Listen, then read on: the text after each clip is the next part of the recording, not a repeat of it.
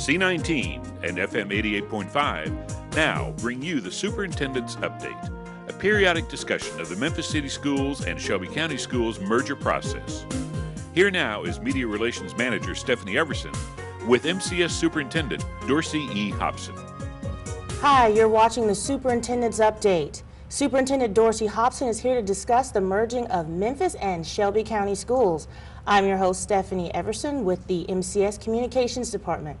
Hi, Superintendent Hopson. Stephanie, how are you doing today? Good, especially after your press conference. Yes. Yeah, it really uplifted a lot of people because a lot is going on. So kind of tell us what was the purpose of that press conference? Well, let me just say, Stephanie, that a lot has happened since the last time you and I sat down and spoke.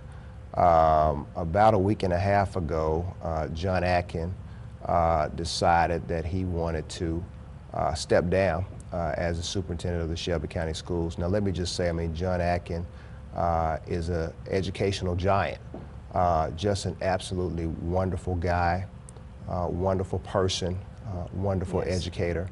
And he decided, though, that it was best for him and his family to move forward, and I just want to applaud him and his service to this community and this school district. Now, once he stepped down, it left a void with respect to the leadership of the Shelby County Schools. And on last Tuesday, the board, and what I am just so humbled by, has to be an act of just confidence in me, named me to be the interim superintendent of the Shelby County Schools as well. So now I'm serving as the interim superintendent of the Shelby County Schools and the Memphis City Schools, and I will do that until such time that the board finds a permanent replacement.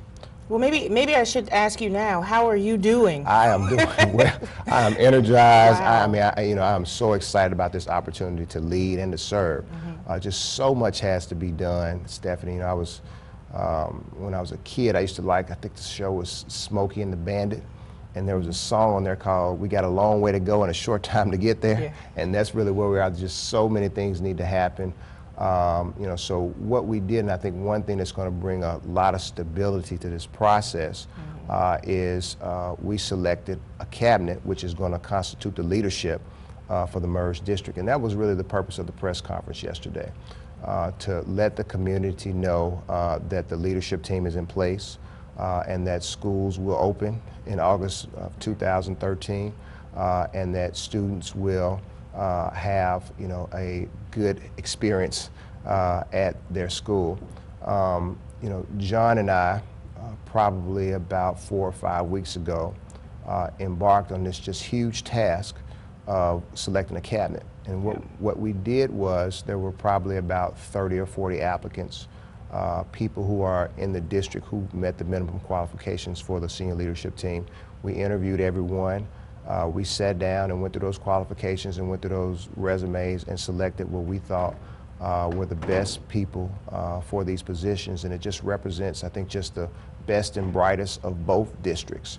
You know, and I just to let the public know, the individuals selected were David Stevens, Laura Link, Rich Vallegra, Herschel Burton, Rod Richmond, Tim Setterlin, Melvin Burgess, Bill White, Pam Anstey, and they're just in a variety of different roles. And I also just want to note David Stevens, John and I selected him to be the chief of staff, but with the added responsibilities, I asked David, you know, if he would serve as the deputy superintendent as long as I'm serving as a superintendent, and one of his primary roles will be to manage the day-to-day operations of the county schools. Right. I know there's a lot of concern and trepidation out there now, but I want them to understand that David knows those schools, David knows that community. The reporting structure will remain the same, and I just thought it was very, very important for them to have a stable, you know, and consistent person who they know and trust, and hopefully that'll reassure them that we're going to continue to move forward and do what's best for all kids. Right, that's a good choice. Yeah. It definitely is a good choice, yeah. Mr. Stevens. And just so the community knows, the cabinet is so important because, as we talked about, our budget is going to include about a 26% reduction in central office staff. You know, we talked last time, and again, I'm going to be honest, when you're trying to close this $65 million budget gap, it's going to mean that there are going to be job cuts. Right. So these individuals who now form the cabinet are now going to go through the task of building out their own teams. And their teams will essentially be the teams that form most of the central office staff. So what they're going to do now is put together all of their departments and let us know what their needs are with that kind of caveat of budgetary restrictions. Once they build out their departments, then they're going to be able to interview internal and external candidates to fill those roles. So I know that there are people, particularly if you have a central office position in the Memphis City Schools or the Shelby County Schools, and I know there's a lot of angst,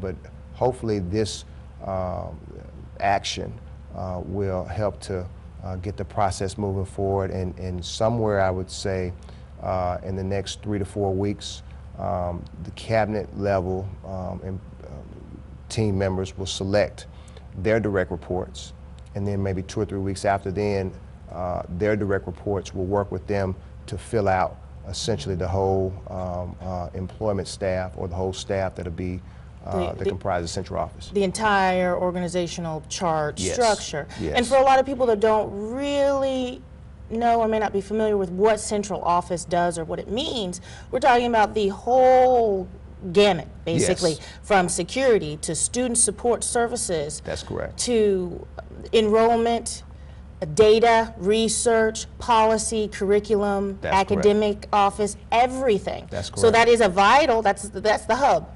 That's it. And so that's what's going on. The way, you know, I think there's a common misperception that central office is just, or constitute the jobs that are located in the administration building, or the administrative building. That's not it. You hit the nail on the head. I mean, it's all non-school-based personnel. Nutrition services. Exactly. Facilities, warehouse. Exactly.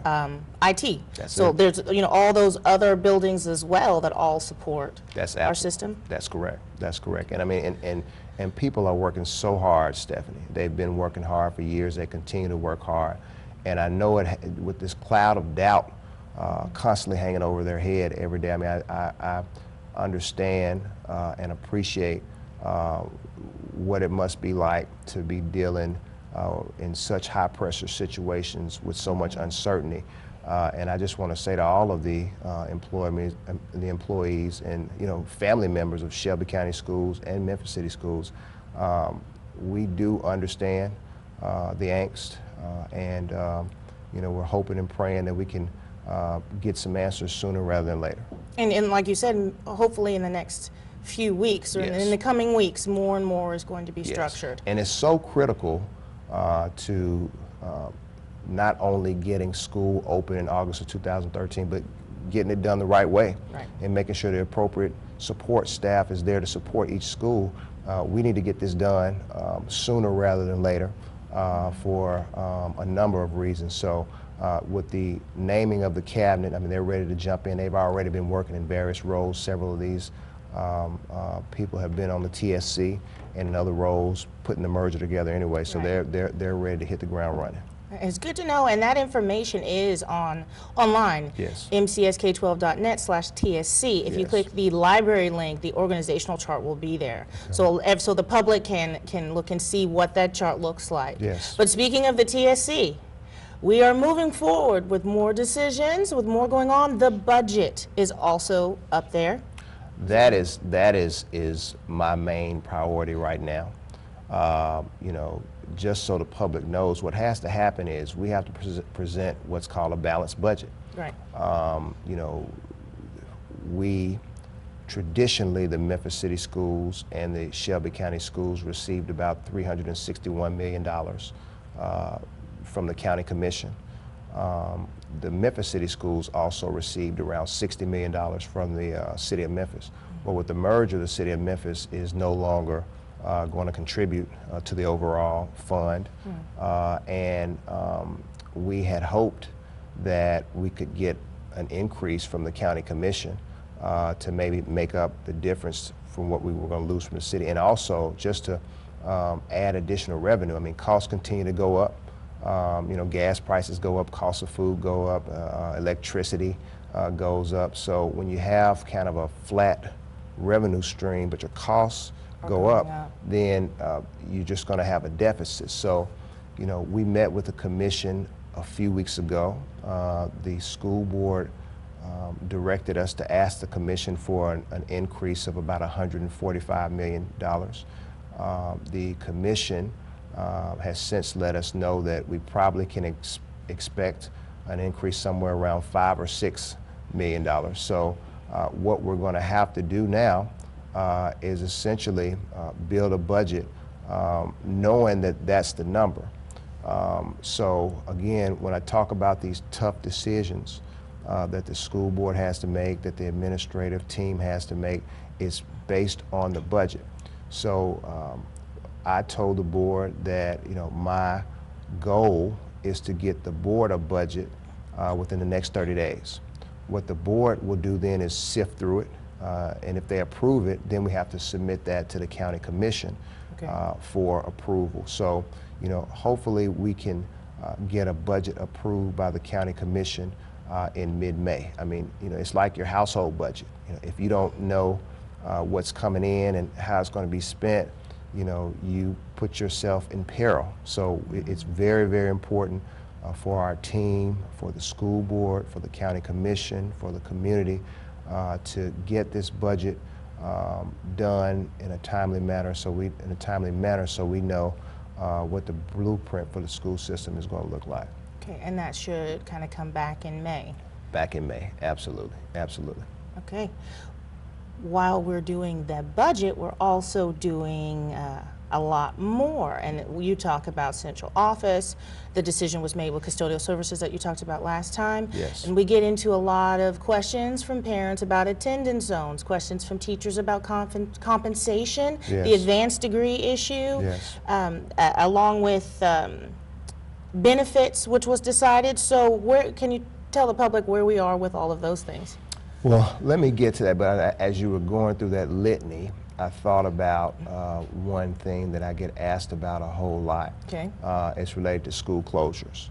Yes. The board voted to close 4 schools this week. I think they were Coral Lake, Whites Chapel, Norris Road Elementary School, and Orleans Elementary. And people always want to know, why are you closing my school? Why are you closing my school? And I think that there is a recognition by myself, I think by the team, by the board, that closing schools, it's hard. You know, it's schools mean so much to communities. People have history in the schools. People, you know, rely on the schools for so many different things. And when a decision to close a school is made, it always evokes a lot of emotion. You know, the framework, let me give you a little context for it. You know, the Chicago public schools about a week and a half ago announced that they were closing 56 schools. 56? 56 schools for next year. Wow. And the thought is that when you have a school that is underpopulated or underutilized, then a couple things happen. First of all, you're not able to offer as many robust educational opportunities to those kids. For instance, if you've got a school and they have 150 kids, then you're limited on your allocation of teachers. You're limited on your allocation of programs, extracurricular activities that can be offered in that school. Additionally, you have to have a full set of administrative staff for both schools. So if you have a school over here and they have 100 kids, a school over here and they have 150 kids, a school over here and they have 150 kids, that's 400 kids, which probably is, you know, wouldn't even fill up some of the schools if they were all combined, but that's, you know, 3 different administrations that you have to maintain.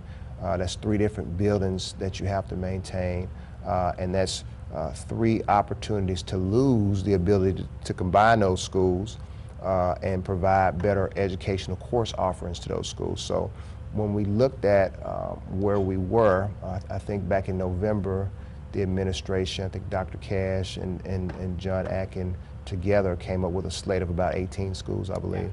The first slate was these 4 and a couple more. And so the board authorized the district to do the pre-work, go into the communities, talk to the communities, have hearings. And they did that, and they came back with the recommendation to close these schools. I just want to say I think that the TPC recommended that the board close maybe 20 schools or so. I think that we probably will be asking the board to go back and look at the full slate of the 18 schools, only because, I mean, there's a lot of discussion about, closing schools to save money. I don't think that's the right philosophy or approach. I think you need to look at schools and say, if we close these schools, does it give better educational opportunity to the students if we merge the 2 schools? And I think that there are a lot of opportunities to do that, and I also think that if you realize some efficiencies and some savings, in addition to providing better opportunities to students, I think you should do it. This is part of, like you said, the tough decisions that are having to be made. Yes. And while on one hand, original recommendations were 18 to 20. Yes. I'm sure it is a relief that it came down to 4. It is unfortunate, but with the budget process and trying to put the budgets together for the new year, the 4. I mean, the 4 were voted on. I can envision a scenario where we bring them back to the board for consideration. The responsible thing to do, as I analyze this data, may be to ask the board to act on some more schools and close them. Maybe let them remain open next year, because the reality is that if you close a school now, just the legwork and closing the school out, getting all the inventory out, getting all the electronics out, trying to do that while also trying to merge 2 districts, we just may not have time to do it. But the board could probably act to close some of these schools and then have the closure date effective at the beginning of the 14-15 school year. That would give communities, school-based personnel ample opportunity to plan and know, what to expect the following year. It also give the city of Memphis and other organizations a chance to come up with a strategy to address the blight that's associated. And those are real issues. I mean, if you're in a community, and the reality is most of these schools that are up for closure are in some of our poorest communities, and the reason is because the population of children just isn't there. I mean, you have what used to be robust neighborhoods 30, 40 years ago, heavily populated neighborhoods. Now you have they just don't support the number of kids for the number of schools that are in those neighborhoods. But in any respect, when you close a school, particularly in a struggling neighborhood, then oftentimes it just becomes a symbol of blight. Also, it oftentimes becomes a place where people hang out, and it's just not a good situation. So, what we will be doing as we move forward with this is trying to have a comprehensive strategy, maybe involve the city, maybe involve the county, and say, hey, look, we need to close these schools for educational reasons and for budgetary reasons, but there's this building out here. This building is a part of this city and this county. City council, county commission, mayor, how can we partnership to make sure we don't have this big eyesore in already sitting struggling, out there. Exactly, in already struggling communities. Yes. And I know that those have been in the works. Those discussions have been in the works about how to utilize those buildings and community people coming together with options. So that's a good thing. Yes, definitely. Moving on to what you dispelled not yesterday, but recently with the press conference when you told people about the attendance zones. A lot of people think that all of the zones are going to change within the next few months. That's just not true. The board, or the TSC early on, the TPC, recommended that the board freeze attendance zones for 2 years. The board has unequivocally stated that except in rare instances of, maybe a school opening, a school closure where you have to rezone. Right, because we have a kids. new school coming, Bell Forest in the Exactly, Southeast region. Except in those limited instances, attendance zones are going to be frozen. And I think that is something, if the public gets nothing else from what I'm saying, look, attendance zones are not going to change. If you attend school in your community school, you're going to continue to attend school there. There's not going to be a big migration or shuffling of school-based personnel. That's another myth that I hear, that, okay, now we're going to merge, so now they're going to take teachers and administrators from one part of town and move them to another part of town. That's just not true. We recognize the value of community schools. We understand the value of strong principals and strong leaderships. Look, if you're a principal and you're at a school in a community, that's your community. You know that community, the community trusts you, the community trusts, its babies to you on a daily basis. We're not going to create a situation of instability for these neighborhoods. So there's not going to be any busing. I hear that too. No busing, no change of attendance zones, no wholesale transfer of school-based personnel. Our aim and our goal and our commitment is to make sure that each and every student has the same or better school-based experience moving forward and next year as they are right now. And I just hope that people understand that. And again, I know change is hard. Change, creates a lot of myths, and if you don't know facts, then you're apt to make them up, or the rumors start flowing.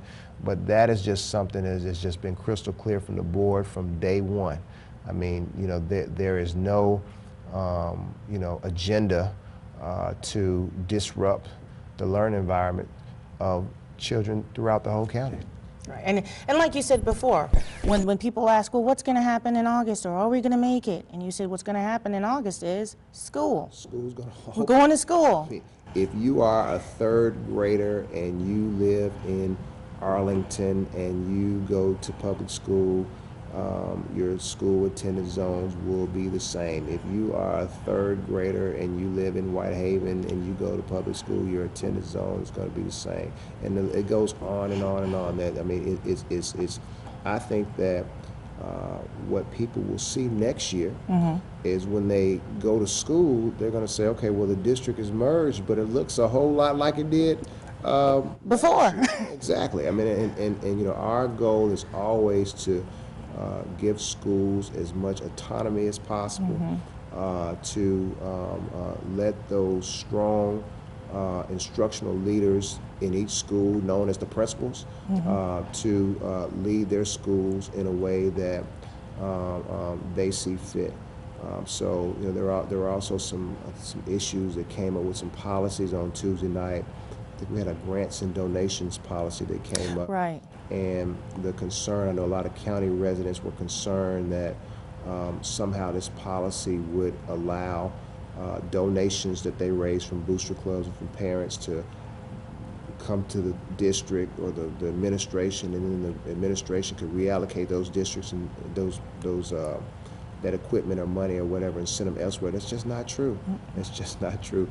But in recognition of that concern, we pulled the policy. I want to have some community discussion and dialogue about the policy, and maybe educate people about the reason for the policy, and just try to alleviate these fears. Again, we're going to sink or swim together. Right. We should all be rallying around children. I mean, I don't care who you are. I don't care where you live. You could be black, white, ultraviolet, blue, whatever. I mean, whatever the scenario is, we all love our babies. Right. Everybody wants what's best, for their children and for all children. And nobody. I mean, I've been and worked, in public education for probably 10 years, and I've never worked around any administrator or been around really any people, who didn't want what was best for their kid and for kids in general. Right. So I just want people to know that, if it's not best for kids, we're not going to do it. And, you know, we can disagree about how to do things, but I think we can all agree on we want what's best for kids. We had our first cabinet meeting the other day. So you got people who, you know, have worked for the county schools for years, and people who work for the city schools for years, people who haven't worked for either system for a while, and just to hear the robust debate and dialogue on different issues. But one thing, the central theme was we want what's best for kids. And that is what's going to drive all of the decisions that we make from here on out. That has always been the main goal, best for our students.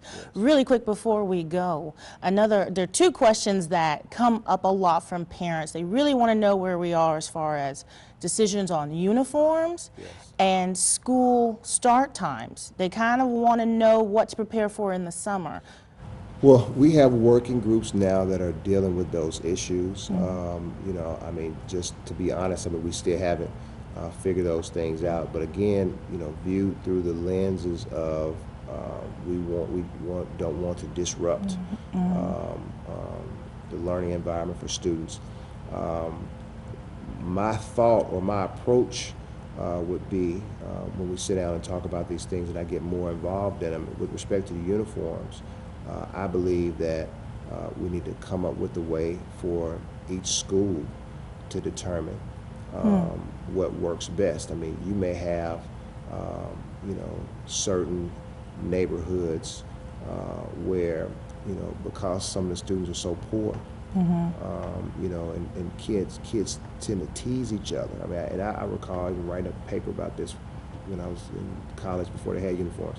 I mean, one of the reasons a good thing for uniforms is, say you're a kid and you have a poor background and you go to school with maybe some kids who aren't so poor. You know, people tend to tease you for not having stuff. You know, I have my nice polo shirt on and you got that, you know, cheap shirt on, and that takes away from the learning environment. It is disruptive, and then you may just have some instances where, you know, different colors.